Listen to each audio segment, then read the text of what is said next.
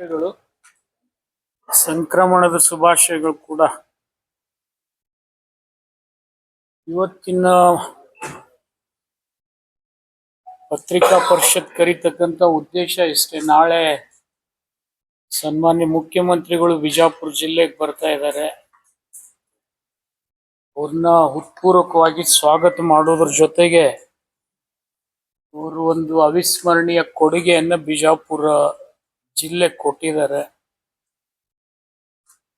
ಬಹುದಿನಗಳ ಎಲ್ಲ ಬಿಜಾಪುರ ಜಿಲ್ಲೆ ವಿವಿಧ ಸಂಘಟನೆಗಳ ಹೋರಾಟಕ್ಕೆ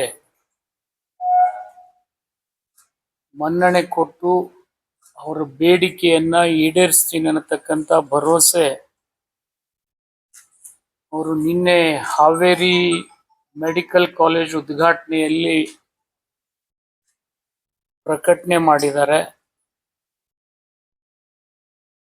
ಆ ಹೋರಾಟಗಳ ಜೊತೆ ಅನೇಕ ಜನಪ್ರತಿನಿಧಿಗಳು ಕೂಡ ಒತ್ತಾಯ ಮಾಡಿದ್ವಿ. ಅವರ ಎಲ್ಲರ ವಿಚಾರಕ್ಕೂ ಮಾನ್ಯ ಮುಖ್ಯಮಂತ್ರಿಗಳು ಮನ್ನಣೆ ಮಾಡಿದ್ದಾರೆ. ಬಿಜಾಪುರ ಜಿಲ್ಲೆಗೆ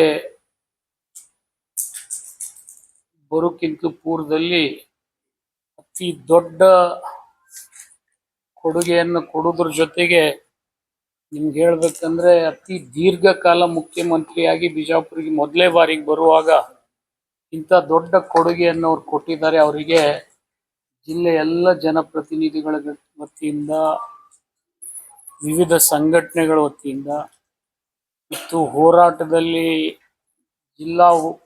ಜಿಲ್ಲೆಯಲ್ಲಿ ಮೆಡಿಕಲ್ ಕಾಲೇಜ್ ಆಗ್ಬೇಕಂತಕ್ಕಂಥ ಹೋರಾಟದ ಹೆಸರಿನಡಿ ಅನೇಕ ಸಂಘಟನೆಗಳು ಇವತ್ತು ಬಾರ್ ಅಸೋಸಿಯೇಷನ್ ಆದಿಯಾಗಿ ಎಲ್ಲ ವೈದ್ಯರು ಕೂಡ ಇದಕ್ಕೆ ಬೆಂಬಲ ಸೂಚಿಸಿದ್ರು. ಅವರೆಲ್ಲರಿಗೆ ಕೃತಜ್ಞತೆಯನ್ನು ಸಲ್ಲಿಸ್ತೀನಿ. ಮಾನ್ಯ ಮುಖ್ಯಮಂತ್ರಿಗಳು ಈ ಮೆಡಿಕಲ್ ಕಾಲೇಜ್ ಮಾಡೋದ್ರಿಂದ ಸರ್ಕಾರಕ್ಕೆ ಹೆಚ್ಚಿನ ಭಾರ ಆಗೋದಿಲ್ಲ. ಕಾರಣ ಇಷ್ಟೇ, ಒಂದೊಂದು ಜಿಲ್ಲೆಯಲ್ಲಿ ಒಂದೊಂದು ಮೆಡಿಕಲ್ ಕಾಲೇಜ್ ಮಾಡೋದ್ರಲ್ಲಿ ಯಾರು 500 ಕೋಟಿ ಮಾಡಿದ್ದಾರೆ, ಯಾರು 700 ಕೋಟಿ ಮಾಡಿದ್ದಾರೆ, ಯಾರು 600 ಕೋಟಿ ಮಾಡಿದ್ದಾರೆ. ನಮ್ಮಲ್ಲಿ ಅತ್ಯಂತ ಕಡಿಮೆ ಖರ್ಚಿನಲ್ಲಿ ಈ ಆಸ್ಪತ್ರೆ ಈ ಕಾಲೇಜ್ ನಿರ್ಮಾಣ ಆಗ್ತದೆ. ಕಾರಣ ಇಷ್ಟೇ, ಹಿಂದೆ ಇಲ್ಲಿ ಸೂಪರ್ ಸ್ಪೆಷಾಲಿಟಿ ಆಸ್ಪತ್ರೆಯನ್ನ ಮಾಡಿದೀವಿ, ಹುದ್ದೆಗಳ ಮಂಜೂರಾತಿ ಕೂಡ ಇತ್ತೀಚೆಗೆ ತಗೊಂಡಿದ್ವಿ. MCH ನಾನಿದ್ದಾಗೆ 100 ಬೆಡ್ಡಿಂದ ಇದ್ದಿದ್ದನ್ನ 150ಕ್ಕೆ ಮೇಲ್ದರ್ಜೆಗೇರಿಸಿದ್ವಿ. ಟ್ರೋಮಾ ಸೆಂಟರ್ ಅನ್ನ ಮಾಡಿದೀವಿ.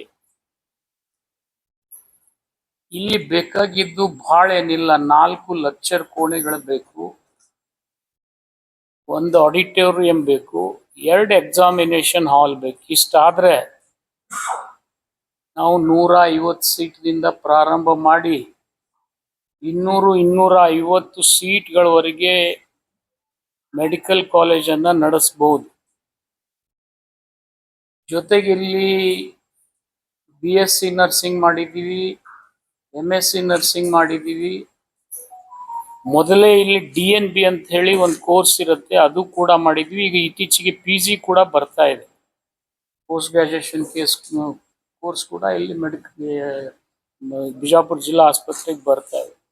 ಈ ಹಿನ್ನೆಲೆಯಲ್ಲಿ ಹೆಚ್ಚಿಗೇನು ಭಾರ ಇಲ್ಲದೆ ಕೇವಲ 4 ಲೆಕ್ಚರ್ ಕೋಣೆಗಳು, 1 ಅಥವಾ 2 ಆಡಿಟೋರಿಯಮು, 2 ಎಕ್ಸಾಮಿನೇಷನ್ ಹಾಲ್ ಆದ್ರೆ ನಾವು ಫೈನಲ್ MBBS ವರೆಗೆ ಇಲ್ಲಿ ಕಾಲೇಜನ್ನು ಪ್ರಾರಂಭ ಮಾಡತಕ್ಕಂಥ ಅವಕಾಶ ಇದೆ. ಇದರಿಂದ ಬಿಜಾಪುರ ರೋಗಿಗಳಿಗೆ ಇನ್ಮೇಲೆ ಸಾಂಗ್ಲಿ, ಮಿರಜು, ಸೋಲಾಪುರಕ್ಕೆ ಹೋಗ್ತಕ್ಕಂಥದ್ದು ತಪ್ತದೆ. ಜೊತೆಗೆ ಕ್ಯಾನ್ಸರ್ ಆಸ್ಪತ್ರೆ ಕೂಡ ನಾನು ಅಡಿಗಲ್ ಹಾಕಿದ್ದೀನಿ, ದುಡ್ಡು ಕೊಟ್ಟಿದ್ದೆ, ಅದು ಅರ್ಧಂಬರ್ಧ ಆಗಿದೆ. ಅದನ್ನ ಪೂರ್ತಿ ಮಾಡಿದ್ರೆ ನಮಗೆ ಇನ್ಯಾವುದೇ ಜರೂರತ್ತಿಲ್ಲ. ಇಷ್ಟರ ಮೇಲೆ ನಮ್ಮ ಮೆಡಿಕಲ್ ಕಾಲೇಜ್ ಹೋಗ್ತದೆ. ಅತ್ಯಂತ ಕಡಿಮೆ ಖರ್ಚದಲ್ಲಿ, ರಾಜ್ಯದಲ್ಲಿ ಏನು ಖರ್ಚು ಮಾಡಿದ್ದಾರೆ ಎಲ್ಲ ಬೇರೆ ಬೇರೆ ಮೆಡಿಕಲ್ ಕಾಲೇಜ್ಗಳು, ಅದರ ಅರ್ಧದಷ್ಟು ಇಲ್ಲ, ಅರ್ಧಕ್ಕಿಂತಲೂ ಕಡಿಮೆ ಹಣದಲ್ಲಿ ಬೇರೆ ಕಡೆ 500 ಕೋಟಿ ಖರ್ಚು ಮಾಡಿ ಕಾಲೇಜ್ ಮಾಡಬೇಕಾಗ್ತದೆ. ನಮ್ಮಲ್ಲಿ ಭಾಳ ಆದರೆ 100-150 ಕೋಟಿಯಲ್ಲಿ ಈ ಎಲ್ಲ ಸವಲತ್ತುಗಳನ್ನ ನಾವು ಸೃಷ್ಟಿ ಮಾಡಲಿಕ್ಕೆ ಆಗ್ತದೆ.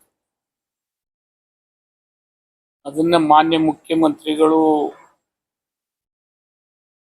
ನಾಳೆ ಪುನರುಚ್ಚಾರ ಮಾಡ್ಬೋದು ಮತ್ತು